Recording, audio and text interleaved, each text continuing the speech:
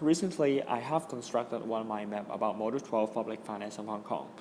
I guess this will be a very good introduction for you, or it may be a conclusive summary for you to have a broad view about this module. So I would like, consider this is a A4 size paper, and I would like you to draw the mind map with me when I'm explaining. So when necessary, do try to pause this video and construct your own mind map.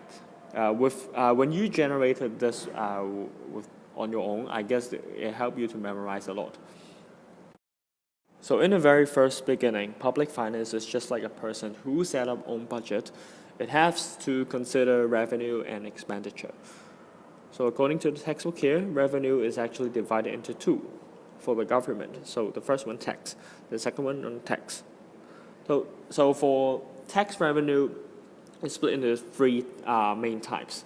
I'm not saying that there are no other possibilities, but these three are the main income or revenue in terms of tax. So the first one, profits tax. If you are a businessman or you are doing business, probably you have to pay tax, and this will be the profits tax. So how about the workers? Like if you're working, you have to pay salaries duty. So the last one, stamp duty, is about the property. Probably you are going to sell a property or you rent it, you have to pay the tax to the government. So this will be the stamp duty. The next type, non-tax. So there are mainly three as well. The first one about land premium. It means allowing you to have the privilege to use the land in a certain period. So the land is paid with auction. It means that the higher the price, the one who will to pay with the highest price will get the land. So this is auction. So the next one, actually the government invests a lot. So one of the examples is the exchange fund. This is the investment income. The second type of non-tax income, revenue for the government. So the third one is others. And one example, for example, if there is an excessive speeding, I mean driving a car, so they have to pay fines, right? So this is one of the example of the others, considering the non-tax revenue for the government. So one reminder here, actually activity 1 and 2's pie chart is a very good illustration about the distribution of the revenue here and also the expenditure.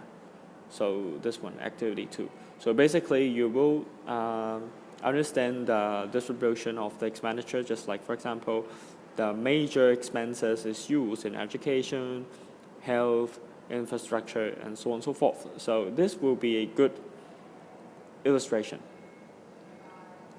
So I guess here you have a general idea about the revenue and expenditure about the Hong Kong government. So right now I am going to tell you the way or the principle in setting up a budget. So budget consider revenue and expenditure, right? So when the government has to set up a budget, actually there are some principles. The first one, it has to achieve a fiscal balance. Fiscal, it means money. It means that how much you get and the amount you spend should be in a balanced level. So this is a fiscal balance. The second point, let's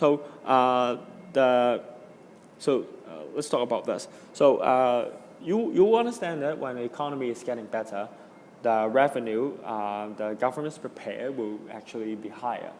But while the economy growth is in a recession, the revenue will actually drops, right? So you see this as proportionally, or you can say proportional. So it means that the economy going better, the revenues go up, or when the economy is worse, the revenue goes down. So to illustrate this with a sentence, I will use this. Actually, a budget commensurates, or just like the word proportion, or the budget follows the growth rate of GDP. Not just GDP itself, but the growth rate.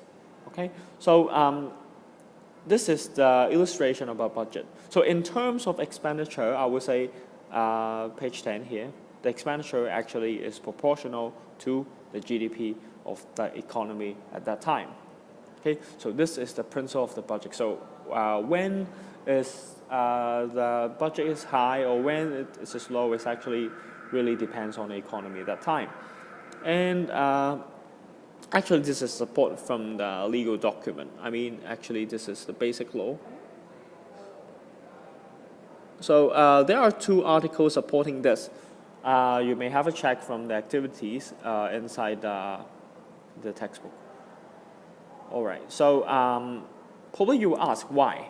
Why there should be public finance, and what is the usage, or what is the function of public finance? So now I'm going to tell you, according to the textbook here, they are split into 3. So the first one, the usage of public finance is to provide public service for the needy in the society. For example, for the poor or for the elderly. So probably they need subsidy or they need support financially. This will be one of the functions of public finance. So example goes to CSSA. The second one, probably you will observe that in a society there's a lot of people are rich. At the same time, a lot of them are poor. Or even some of them live in a very close region. So you will see there's a gap between the rich and poor. And one of the functions of the public finance is to do redistribution.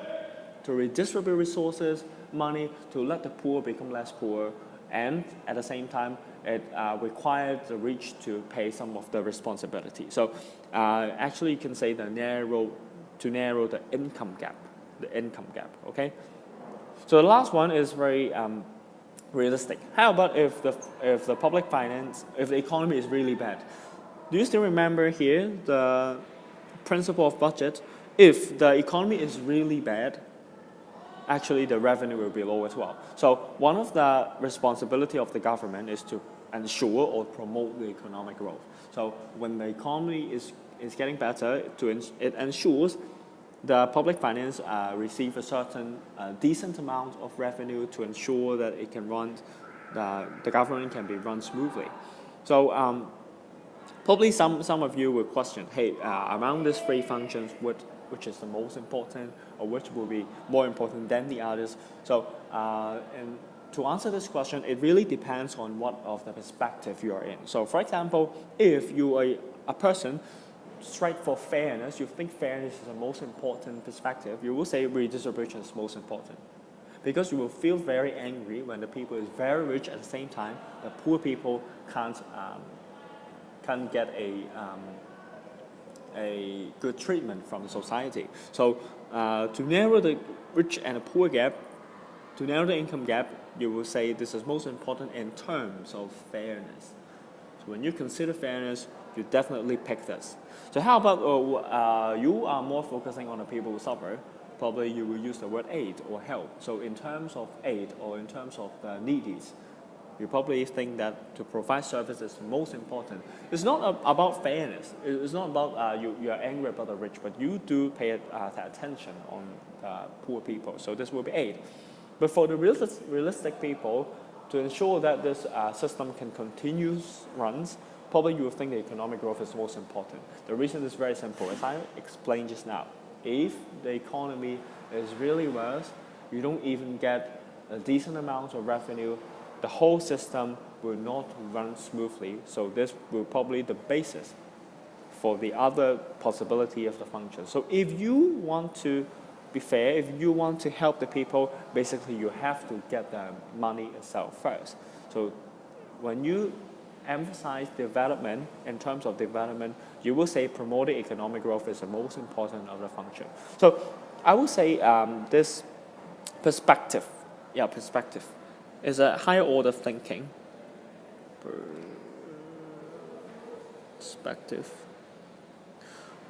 So I would like to have your own stance in order to explain which one is more important than the others, to have your own view, all right?